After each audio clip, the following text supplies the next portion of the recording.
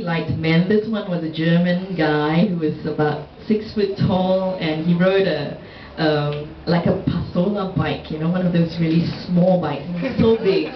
And I was this 5 foot tall Chinese girl with really long hair, walking next to this blonde German hunk. And this is a very short story about a scene that sort of could have happened. Udo, he's blonde. That's the title. Tennis. That's how it began. He asked me to play tennis with him since his tennis date had cancelled at the last minute. At the lockers of the Merriweather building, we flirted and set the time when we'd meet again. We met again.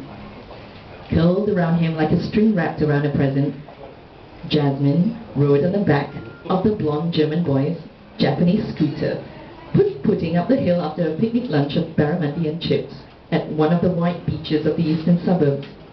They were in the same Economics 1 lectures and tutorials.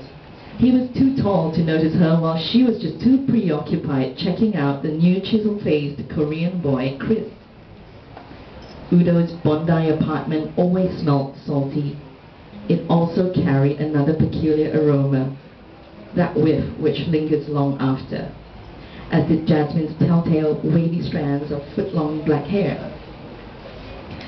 One morning after, Udo made her breakfast, tahini and avocado on toast, drizzled with honey. One bite, and she was hooked. This was the man who's going to be the father of my child, she thought. Many mornings after, the improbable couple sat at the 24-hour Apple clinic and waited for news that she was not of child.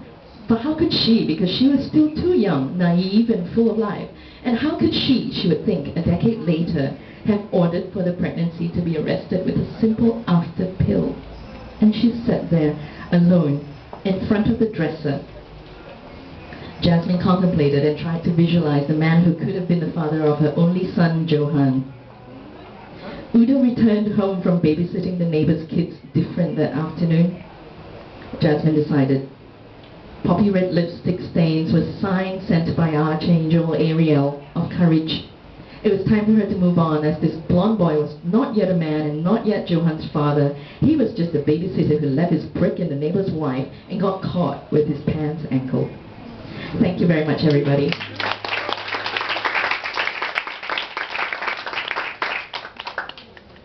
Now I'd like to call Priya.